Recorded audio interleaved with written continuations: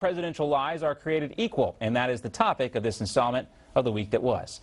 With us now, New York Times bestselling author and presidential historian and Newsmax analyst Craig Shirley, author of the book Mary Ball Washington, The Untold Story of George Washington's Mother. Craig, great to see you as always. Good to see you, John. All right, so The Atlantic recently did a piece this week basically saying that all presidents lie, and they gave some reasons as to why presidents tend to do this, and here they are. Because the politics of their actions are inconvenient, because they believe the facts would harm national security, they cover up for their own misdeeds or conceal friction between themselves and their political allies. Sometimes they are simply bluffing, other times they will lie by omission, misdirection, or understatement. Is it impossible for our presidents not to lie to us?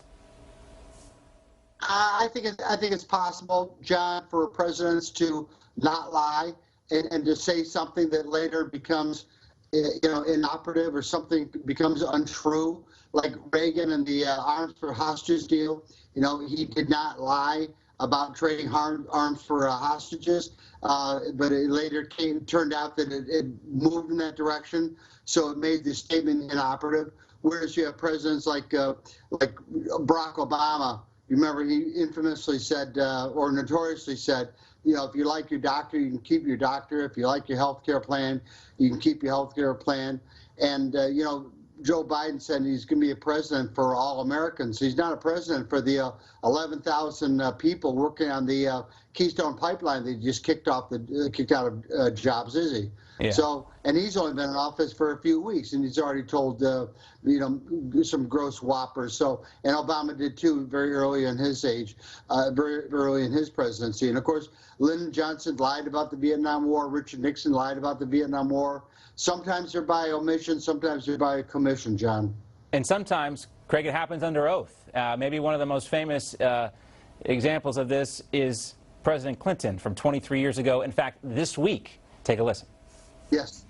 I did not have sexual relations with that woman, Miss Lewinsky. I never told anybody to lie, not a single time, never. These allegations are false, and I need to go back to work for the American people. And then, of course, we all remember the conversation that followed. It depends upon what your definition of is. Is. Right. Yeah, think about that, John, is that Bill Clinton told 3 separate lies in one sentence, just in that one sentence, that he never told anybody to lie when he in fact, told her to lie, and that he never had sexual relations, and he did have sexual relations. And God knows is that the job he was doing as President of the United States was pretty questionable anyway, so maybe it was better that he had more affairs and spent less time wrecking the American economy.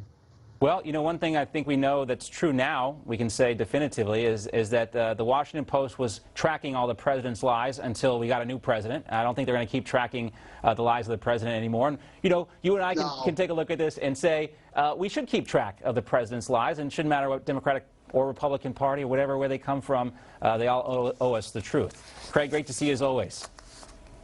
Good to see you, John. Thank you. Always a pleasure. All right, we'll be right back. We're going to take a look at what else is coming up later today here on Newsmax TV. Don't go away.